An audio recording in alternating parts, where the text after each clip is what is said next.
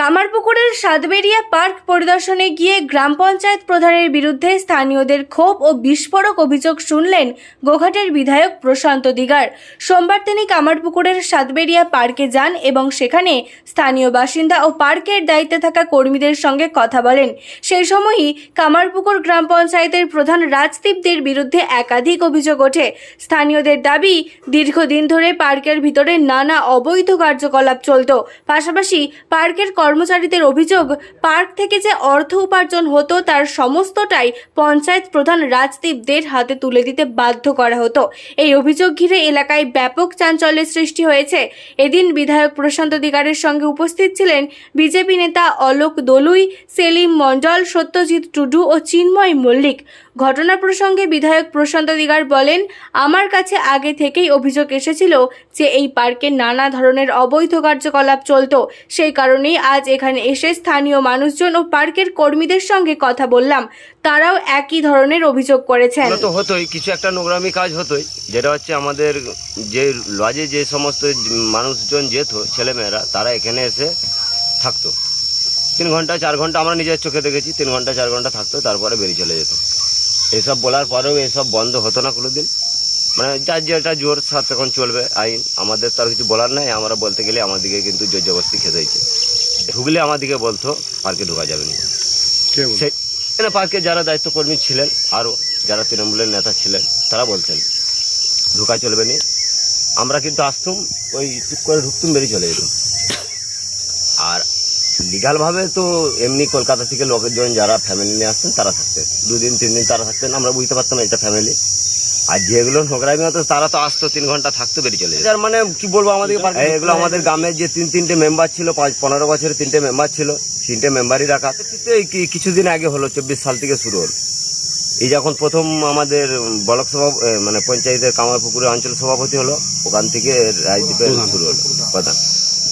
আপনার কি বলে এটাকে, আপনার টিকে হয়েছে সেদিন থেকে আছি। মানে আমরা মানে এখান থেকে এনার্জি দিয়ে এটা করেছি, তো তখন থেকে আছে। আমাদেরকে মাইনে হিসেবে এখন 1.5 বছর বলতে পারে।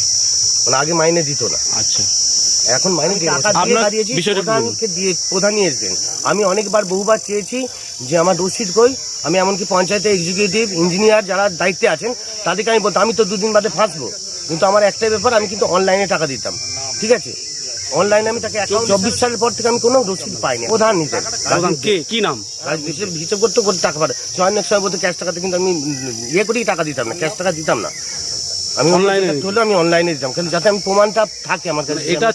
এটা পার্ক আজকে পরিদর্শন করতে এলাম।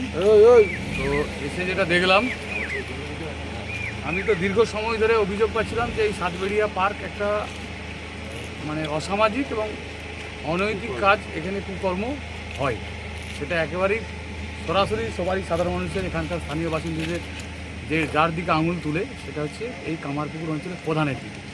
কিন্তু আমার ইচ্ছা ছিল, অনেকদিন আগের থেকেই ভাবছিলাম যে একদিন যাবো, এই বাস্তবে এই জায়গাটা কেমন, কী পরিস্থিতি, কী আছে। আজকে এসে যা দেখলাম, একটু অবাক করা বিষয়।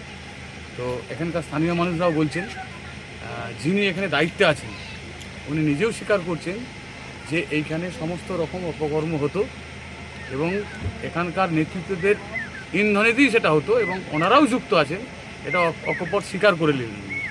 তো আমি প্রশাসনকে বলবো, এই বিষয়টা একেবারে আপনারা তদন্ত করে দেখুন এবং উপযুক্ত দোষী ব্যক্তিরা যারা, তাদের বিরুদ্ধে কঠোরতম ব্যবস্থা নেন।